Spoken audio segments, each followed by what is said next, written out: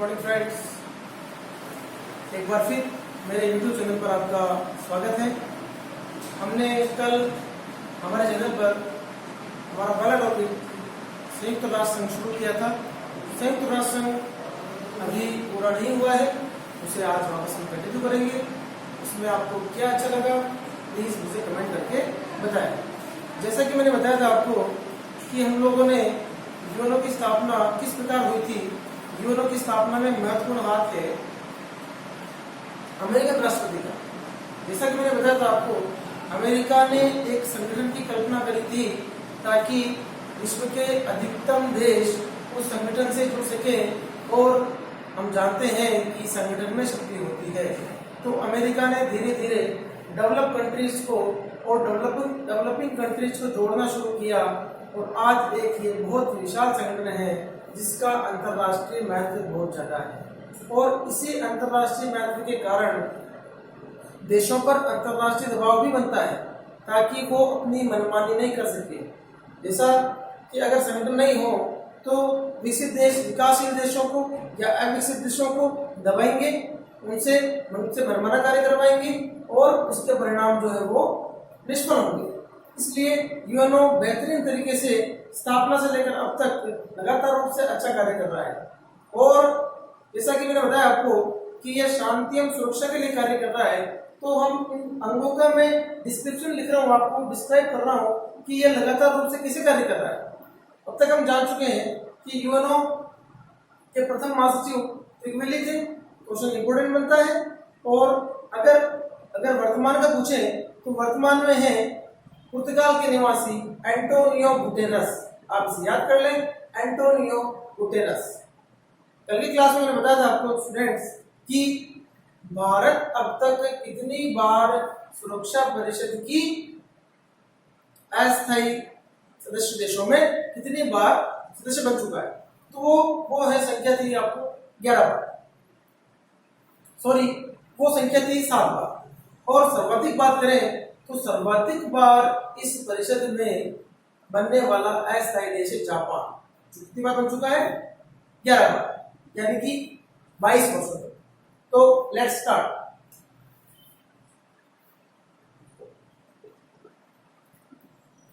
संयुक्त राष्ट्र संघ, जिसमें हम पढ़ रहे थे सुरक्षा परिषद, इसके स्थायी देश है 5।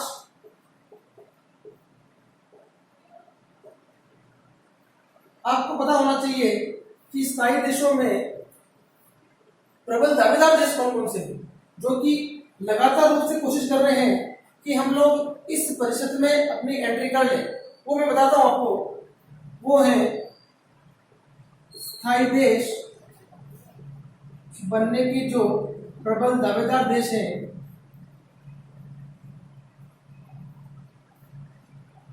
वे हैं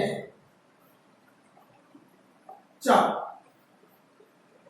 और हमें मालूम होना चाहिए इन 4 देशों में हमारा देश भी शामिल है, और वो ही सबसे ज्यादा प्रबल दावेदार है।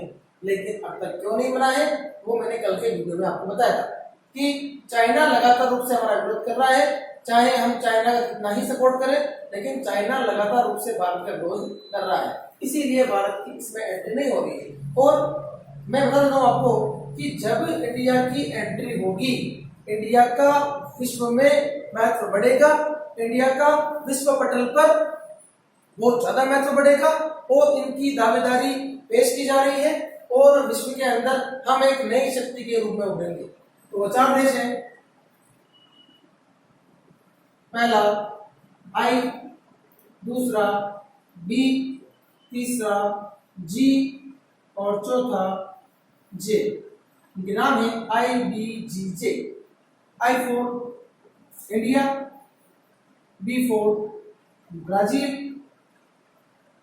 G for Germany, then J for Japan. Dear friends, इनमें से 2 एशियन कंट्रीज हैं, इंडिया और जापान। एक दक्षिण अमेरिकी कंट्रीज है जो कि ब्राजील है, और एक यूरोपियन कंट्री है जो कि जर्मनी है। इन चारों की कैपिटल भी हमको पता होनी चाहिए। माय डियर फ्रेंड्स, इंडिया की कैपिटल है न्यू दिल्ली, आप सभी जानते हैं। ब्राजील की कैपिटल है ब्राजीलिया। जर्मनी की कैपिटल है बर्लिन और जापान की कैपिटल है टोक्यो। यहाँ अगर कोई भी मीटिंग होगी या इनका रिप्रेजेंटेशन होगा तो इनकी रिप्रेजेंटेटिव कौन होंगे वो भी मैं आपको बता देता हूँ। इनमें से कुछ देशों में राष्ट्रपति प्रधान होते हैं और कुछ देशों में यहाँ पर जो है वो प्रधानमंत्री प्रधान होते हैं। तो यहाँ पर इंडिया में जो है इंडिया का रिप्रेजेंटेशन प्रधानमंत्री करता है हमेशा, और हमारे प्राइम मिनिस्टर है मिस्टर नरेंद्र दास दामोदर दास मोदी जी। नंबर 2 पर ब्राजील के राष्ट्रपति हैं, ये कहते हैं प्रशांत महासागर का पानी है खारो, इनका नाम है जेर बोल्सोनारो। नंबर 3 पे है जर्मनी के राष्ट्रपति हैं फ्रैंक वॉल्टर स्टाइनमायर। कौन है? Frank Walter Steinmeier. और जापान में जो है जापान का प्रधानमंत्री प्रधान होता है और जापान के प्रधानमंत्री हैं मिस्टर शिंजो अबे। चारों में रिपीट कर देता हूं। इंडिया का रिप्रेजेंटेशन प्रधानमंत्री नरेंद्र मोदी जी करेंगे, ब्राजील का जेर बोल्सोनारो, जर्मनी का फ्रैंक वॉल्टर स्टाइनमायर, देन जापान का रिप्रेजेंटेशन जापान के पीएम शिंजो अबे करते हैं। तो ये थी हमारी सुरक्षा परिषद। सुरक्षा परिषद में से क्वेश्चन आ सकता है कि विश्व का पुलिस मैन किसे कहा जाता है? तो वो कहा जाता है सुरक्षा परिषद को। यह बहुत ही महत्वपूर्ण है, आप कृपया इसे अच्छी तरह से दिमाग में सेट करें। इसके बाद सुरक्षा परिषद के बाद आती है नंबर 3 परिषद, जो कि है आर्थिक एवं सामाजिक परिषद।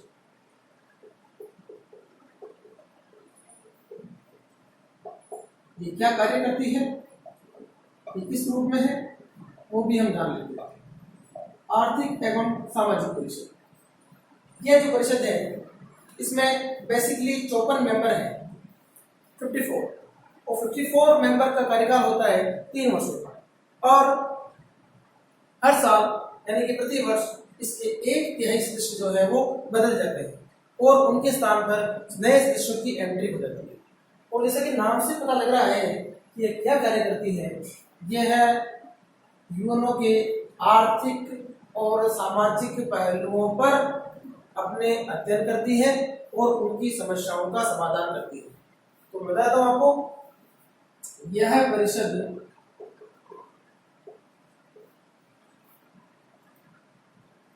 आर्थिक, सामाजिक, शिक्षा एवं स्वास्थ्य संबंधी समस्याओं पर अध्ययन करती है और उन पर रिपोर्ट तैयार करती है। समस्याओं, मैंने बताया था आपको इसके मेंबर कितने हैं। इसके देशों की संख्या है 54 यानी कि 54, और 54 देशों का कार्यकाल जो है इस परिषद के अंदर 3 वर्षों का होता है। मैंने बताया था आपको मित्रों कि इनमें से कितने सदस्य प्रति वर्ष बदल जाते हैं। तो प्रति वर्ष इसमें से 1/3, 1/3 सदस्य, 54 का 1/3 कितना होता है?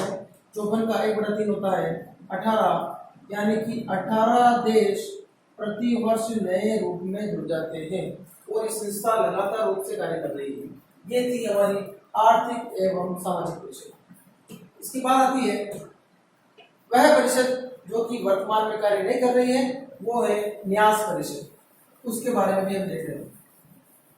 आर्थिक एवं सामाजिक परिषद के बाद नंबर 4 पे आएगी आपकी न्यास परिषद। न्यास परिषद, अब इसका बनाने का कारण क्या था? तो मित्रों बता दो आपको, न्यास परिषद जो है वो एक स्वायत्त शासी संस्था थी, तो उसका कार्य इतना सा था कि उन देशों के लिए कार्य करना जो कि गुलाम थे। अब आप जानते होंगे द्वितीय विश्व युद्ध के बाद अधिकतम देश जो है वो आजाद हो चुके थे, वो किसी भी देश के अधीन नहीं थे, लेकिन कुछ देश उसके बाद भी द्वितीय विश्व युद्ध के बाद भी गुलाम थे। उन गुलाम देशों में शांति एवं सुरक्षा बनाए रखने के लिए एक परिषद की आवश्यकता थी, तो परिषद बनाई गई थी, इसका नाम है न्यास परिषद।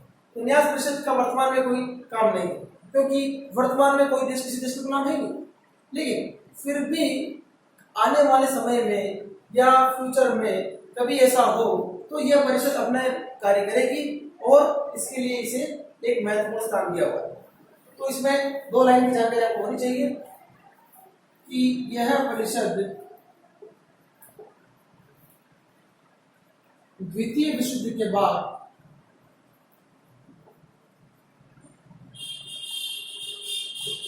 जो देश गुलाम थे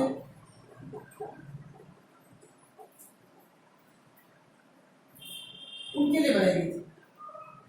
गुलाम देशों में क्या करती थी? ये गुलाम देशों में शांति एवं सुरक्षा बनाए रखती थी।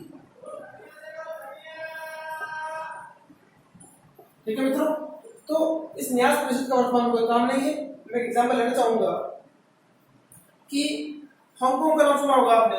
हांगकांग एक एशियाई देश है जिस पर चाइना का आधिपत्य है, लेकिन हांगकांग अपनी मर्जी से चाइना के अधिकार क्षेत्र में है, इसलिए न्यास परिषद उसमें दखलंदाजी नहीं करेगा। उसी प्रकार कुछ देश यूरोपियन कंट्रीज भी थे जिनका जो अपनी स्वेच्छा से अपने उसमें मिल गए, उनके देशों के साथ मिल गए, डेवलपमेंट कंट्रीज के साथ, वो अभी भी मान लो उनके साथ में अगर गुलामी कर रहे हो तो उनमें न्यास परिषद की कोई दखलंदाजी नहीं होगी। इसके बाद मैं बताना चाहूंगा आपको मित्रों कि सचिवालय, न्यास परिषद के बाद हमारा अगला अंग है सचिवालय। इतना बड़ा संगठन है तो उसके प्रशासनिक कार्य, उनका कार्यालय, उनके डॉक्यूमेंट्स, उनके सारे प्रोजेक्ट वो सभी सचिवालय में रखे जाते हैं। और इसका मुख्य अधिकारी जो होता है वो महासचिव होता है, जो कि वर्तमान में कौन है बताइए एक बार मुझे आप। जी बिल्कुल, वो है एंटोनियो गुटेरेस फ्रॉम पुर्तगाल।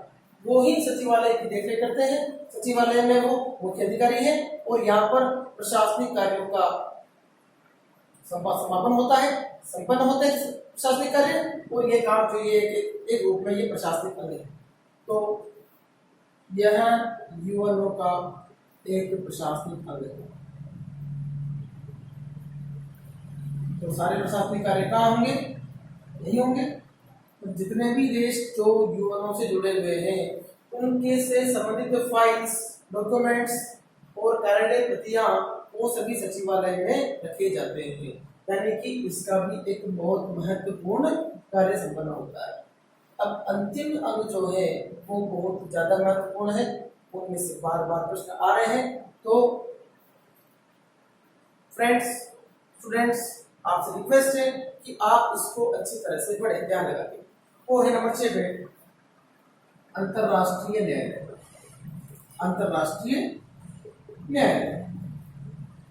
अंतरराष्ट्रीय न्यायालय किस रूप में काम करेगा बता देता हूं आपको। इसे बोलते हैं ICJ, full form international court for justice. तो मुझे बताइए लोकल लेवल पर कोई समस्या है, विवाद है, पंचायत स्तर की कोई समस्या है, तो उसका हल कहाँ होगा? उसका हल डिस्ट्रिक्ट कोर्ट में होगा, जिला न्यायालय में होगा। अब जिला न्यायालय वाला अगर समस्या का समाधान नहीं कर पा रहा है तो उस समस्या का समाधान जो है वो हमारे हाई कोर्ट में होता है, और सभी राज्यों का अपना एक हाई कोर्ट होता है, आप सभी जानते हैं। अगर उस समस्या हाई कोर्ट में भी समाधान नहीं हो पाती है तो उसका समाधान होता है सुप्रीम कोर्ट में। वो सुप्रीम कोर्ट देश का एक ही होता है। ये बात तो हमारे देश की समस्या होगी, हमारी खुद की समस्या होगी, लेकिन अंतरराष्ट्रीय स्तर पर यदि देशों के बीच में कोई समस्या है तो उसका समाधान क्या होगा? उसके समाधान के लिए एक संस्था बनाई गई है, एक निष्पक्ष संस्था बनाई गई है जिसका नाम है अंतरराष्ट्रीय न्यायालय। अब इसके बारे में क्वेश्चन कई बार पूछते रहते हैं, इसकी स्थापना कब हुई, इसका मुख्यालय कहाँ है, इसमें देश कितने हैं, ये किस रूप में कार्य कर रहा है, वो भी हम अभी देख लेते हैं। बताता हूँ मैं आपको भी। अंतरराष्ट्रीय न्यायालय जो है इसकी स्थापना अप्रैल महीने में हुई थी। डेट 3 थी, यानी कि 3 अप्रैल 1946 संयुक्त राष्ट्र की स्थापना के कुछ समय बाद। जबकि अंतरराष्ट्रीय न्यायालय का मुख्यालय एक शहर में है, आपने सुना होगा, एक बहुत महत्वपूर्ण है, एक और एक शहर जो है वो नीदरलैंड में है।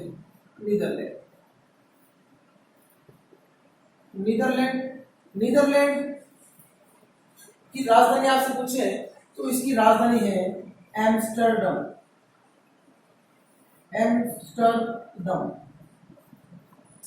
आपने हॉलैंड का नाम सुना होगा, तो हॉलैंड जो है, हॉलैंड का नाम ही नीदरलैंड हो चुका है। नीदरलैंड का पूर्ण नाम हॉलैंड था और हॉलैंड का नया नाम है नीदरलैंड। तो किस महाद्वीप में है? ये यूरोप महाद्वीप में है। इसकी राजधानी क्या है? राजधानी एम्स्टर्डम। तो मुख्यालय कहाँ है? हेग में। हेग शहर कहाँ है? नीदरलैंड। बहुत अच्छा। अब क्या होगा इसमें सदस्य? अब आप जानते हैं कि न्यायालय में न्यायाधीश होते हैं और न्यायाधीशों की संख्या आपसे पूछ सकते हैं, तो इसमें न्यायाधीशों की संख्या वो मैं आपको बता देता हूँ। न्यायाधीशों की संख्या जो है वो होती है यहाँ पर 15 सदस्य यहाँ पर न्यायाधीश के रूप में कार्य करते हैं और इनके ऊपर एक सुप्रीम यानी कि मुख्य न्यायाधीश नहीं होता है, यहाँ पर अध्यक्ष होता है। जैसे कि हमारे देश के अंदर न्यायालयों के अंदर न्यायाधीशों के ऊपर जो होता है वो मुख्य न्यायाधीश होता है, लेकिन यहाँ पर ऐसा नहीं है। यहाँ पर अध्यक्ष होता है। अध्यक्ष का कार्यकाल न्यायाधीशों के कार्यकाल से कम होता है। क्वेश्चन ये पूछते हैं कि न्यायाधीशों की संख्या कितनी है, तो वो है 15। उनका कार्यकाल जान लेते हैं हम लोग। इनका कार्यकाल होता है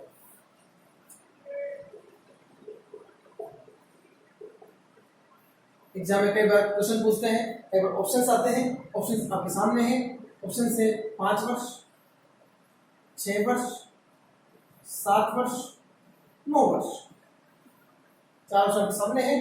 लेकिन कभी आप एग्जाम में तुक्का लगाए तो वो आप लगा सकते हैं कि हमारे यहाँ पर कार्यकाल 6 वर्ष होता है, तो आप भी सोच रहे होंगे 6 वर्ष होगा, लेकिन ऐसा नहीं है। 6 वर्ष कार्यकाल नहीं होता है। यहाँ पर 5 नहीं होता है, 6 नहीं होता है, 7 नहीं होता है। इसका मतलब कार्यकाल होता है 9 वर्ष। महत्वपूर्ण क्वेश्चन है, या ध्यान रखें। इनके ऊपर जो अधिकारी होता है वो कौन होता है? वो होता है अध्यक्ष। 15+1 का सिस्टम है। 15 न्यायाधीश होते हैं और एक अध्यक्ष होता है। अध्यक्ष के बारे में पूछते हैं। अध्यक्ष का कार्यकाल कितना होता है? अध्यक्ष का कार्यकाल जो है वो होता है 3 वर्ष।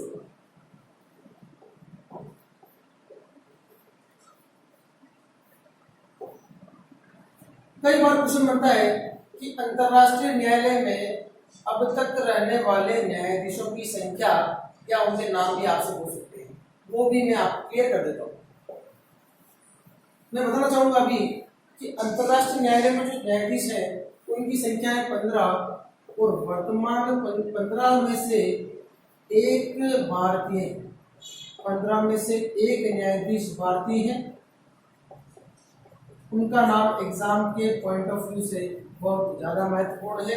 एक न्यायाधीश जो है भारतीय न्यायाधीश, वो भारत के नहीं, वो हमारे राज्य के रहने वाले हैं। हमें गर्व होना चाहिए और उनका नाम है मिस्टर दलबीर सिंह भंडारी। भारतीय न्यायाधीश है मिस्टर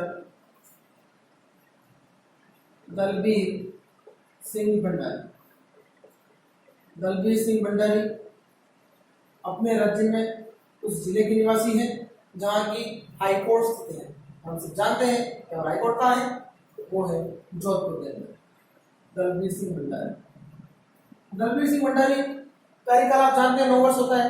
तो कार्यकाल के बारे में बता दूं मैं आपको, इनका पहला कार्यकाल शुरू हुआ था 2012 के अंदर, लेकिन किसी कारणवश इनका कार्यकाल वापस दोबारा बढ़ा दिया गया और ये लगातार दूसरी बार न्यायाधीश बने और लगातार दूसरी बार न्यायाधीश बनने वाले ये प्रथम भारतीय हैं। तो इनका नाम हमारे लिए एग्जाम के लिए बहुत ज्यादा महत्वपूर्ण हो जाता है। दलबीर सिंह भंडारी का कार्यकाल कब शुरू हुआ था वो जान लेते हैं। भंडारी साहब का कार्यकाल शुरू हुआ था 2012 में शुरू हुआ। इसका मतलब 12+9 इनका कार्यकाल 2021 तक रहना था, लेकिन मध्यावधि चुनाव हो गए और वो चुनाव हुए थे 2017 में। 17 में क्या हुआ था मैं बता दूं आपको। 17 में ब्रिटिश न्यायाधीश ने दलबीर सिंह भंडारी को चुनौती दी कि दलबीर सिंह भंडारी न्यायोचित रूप में या निष्पक्ष रूप में कार्य नहीं कर रहे हैं, तो वहां पर मध्यावधि चुनाव हुए। इधर थे मिस्टर दलबीर सिंह भंडारी और इधर थे ब्रिटिश न्यायाधीश।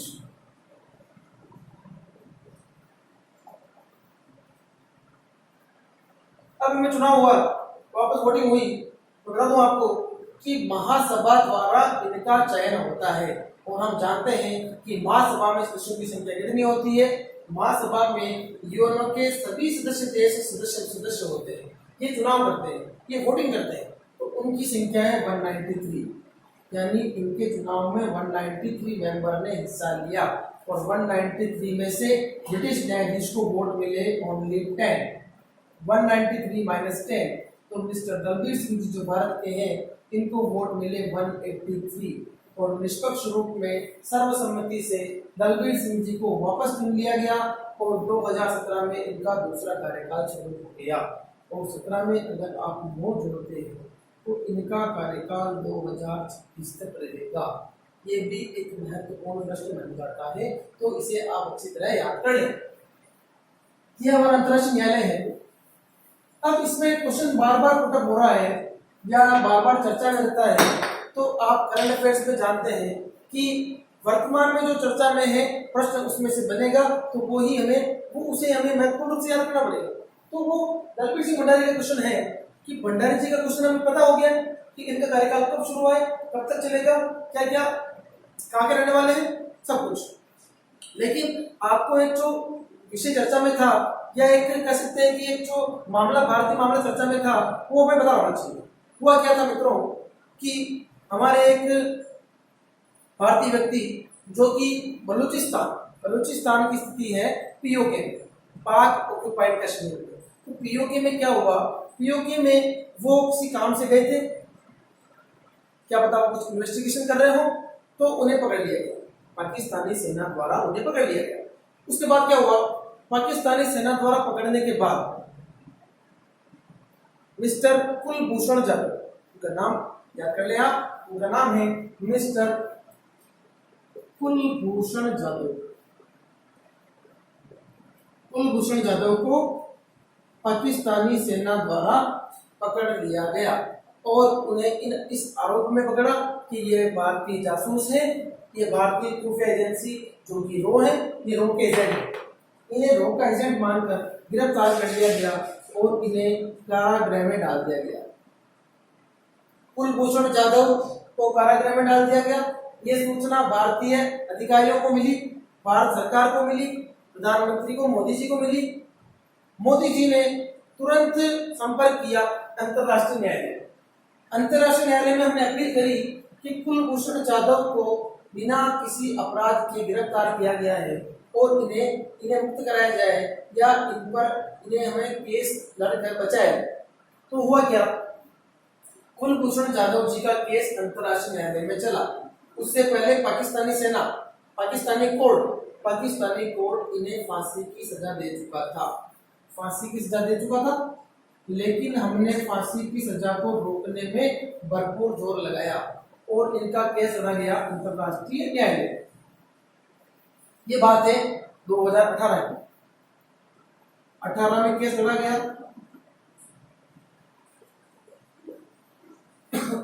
पाकिस्तान के वकील, इधर भारतीय वकील, दोनों केस लड़ रहे हैं।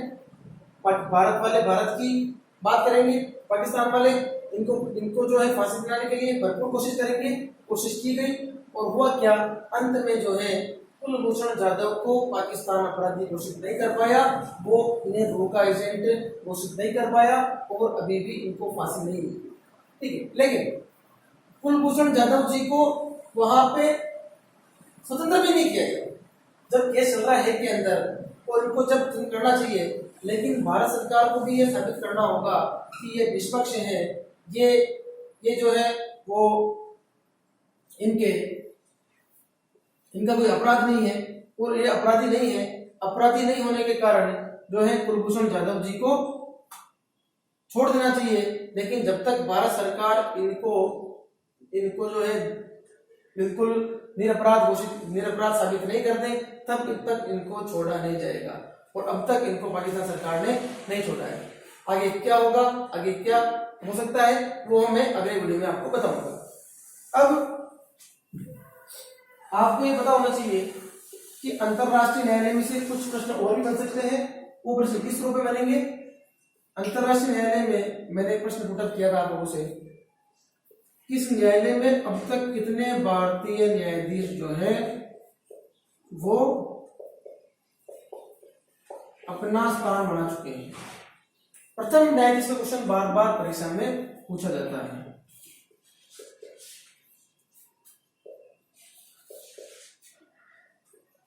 प्रथम भारतीय न्यायाधीश यहाँ पे थे mister B.N. Rao. B.N. Rao बने थे 1952 में। नंबर 2, द्वितीय न्यायाधीश ये थे मिस्टर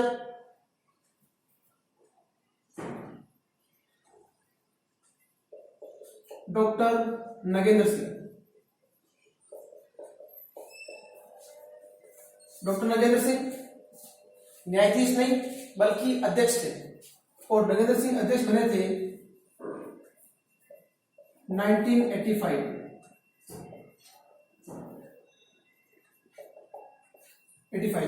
ये प्रश्न बार बार एग्जाम में पूछा हुआ। इसके बाद वर्तमान न्यायाधीश आप जानते ही हैं। वर्तमान न्यायाधीश कौन है? भारतीय दलबीर सिंह भंडारी। और हमारे राज्य के लिए गर्व की बात है कि अब तक दो व्यक्ति जो है वो भारतीय न्यायाधीश, भारत का प्रतिनिधित्व जो है अंतर्राष्ट्रीय न्यायालय में कर चुके हैं। और ये दलबीर सिंह जी जोधपुर निवासी हैं और नगेंद्र सिंह जी जो है वो डूंगरपुर निवासी है। अंतर्राष्ट्रीय न्यायालय में अब तक ये आपको जो है मैंने जानकारी दी वो हमारे एग्जाम के पॉइंट ऑफ व्यू से बहुत है और इसमें से प्रश्न जो है वो निश्चित रूप से बनेगा। कुछ चीजें छूट गई थी तो उसे हम कवर कर लेते हैं। जैसे कि संयुक्त राष्ट्र संघ का एक महत्वपूर्ण अंग है महासभा। और महासभा में जो लास्ट ईयर अधिवेशन हुआ था वह 74 अधिवेशन था और 74वें अधिवेशन के अध्यक्ष हमें पता होना चाहिए, तो वो मैं आपको नोट करा देता हूँ। उनका नाम है, यहाँ जो महासभा के 74वें अधिवेशन के अध्यक्ष, उनका नाम है मोहम्मद इजारे मांडे फ्रॉम नाइजीरिया। एक इंपोर्टेंट क्वेश्चन बनता है अध्यक्ष का दूसरा एक क्वेश्चन बनता है हमारे कि महासभा को और किस नाम से जाना जाता है। तो महासभा को विश्व की संसद भी कहा जाता है। ये आपको अच्छी तरह से याद कर लेना है। एक और चीज, सुरक्षा परिषद के बारे में आपको पता होना चाहिए कि सुरक्षा परिषद जो है उसे विश्व का पुलिसमैन कहा जाता है। सुरक्षा परिषद को विश्व का पुलिसमैन कहा जाता है, क्योंकि यह ऐसी पुलिस है जो पूरी विश्व की पुलिस के रूप में कार्य कर रही है, इसीलिए इसे विश्व का पुलिसमैन कहा जा रहा है। समझ आया आपको? अब एक चीज और जो कि आपको बतानी थी वो चीज है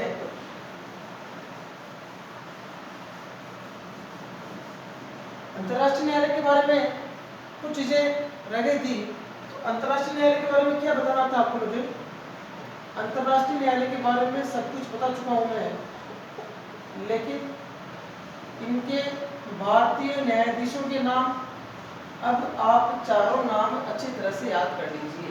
जिसमें पहला नाम था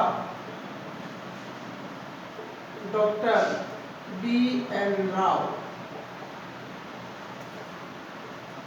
जो कि 1952 में न्यायाधीश बने थे। Number 2 doctor Nagendra Singh from Rajasthan में डूंगरपुर निवासी है। ये रहे थे 1988 तक। नंबर 3 रघुनंदन स्वरूप पाठक, ये रहे थे 1989 में। जबकि नंबर 4 आप सब जानते हैं अभी जो न्यायाधीश हैं वर्तमान में मिस्टर दलबीर सिंह भंडारी का कार्यकाल 2012 में शुरू हुआ था और 12 से लेकर अब तक कार्यकाल इनका रनिंग में चल रहा है, जो कि 2026 तक चलेगा। ये नाम वापस आपको अच्छी तरह याद कर लेना है। Number 1 doctor B.N. Rao, number 2 doctor Nagendra Singh, number 3 Raghunandan स्वरूप पाठक और नंबर 4 दलबीर सिंह भंडारी। इनमें से कितने राजस्थानी हैं? इनमें से 2 व्यक्ति राजस्थानी हैं जिनके नाम आप देख रहे हैं बोर्ड पे, डॉक्टर नगेंद्र सिंह और दलबीर सिंह भंडारी। ये दोनों ही राजस्थान निवासी हैं। ये नगेंद्र सिंह जी डूंगरपुर निवासी हैं और दलबीर सिंह जी जो है वो जोधपुर निवासी है। ये भी मेरे मित्रों आप अच्छी तरह आपके दिमाग में सेट कर लें। यूनो में किसी भी प्रकार का प्रश्न हो तो मुझे बताएं और मेरे चैनल को जो है सब्सक्राइब करें, लाइक करें और शेयर करें। धन्यवाद।